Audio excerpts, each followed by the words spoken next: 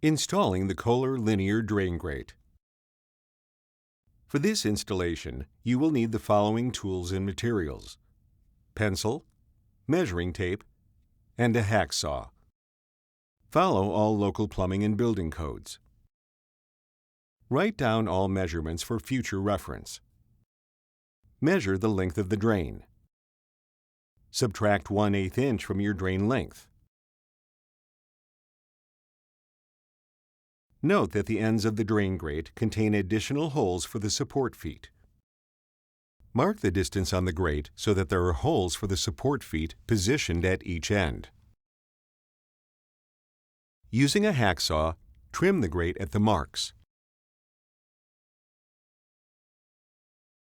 Select the matching end caps and press them onto the grate.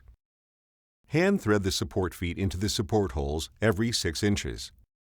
For thicker tiles, use the longer support feet. Use the provided screwdriver to level the grate to the finished floor. Begin by leveling each end of the grate.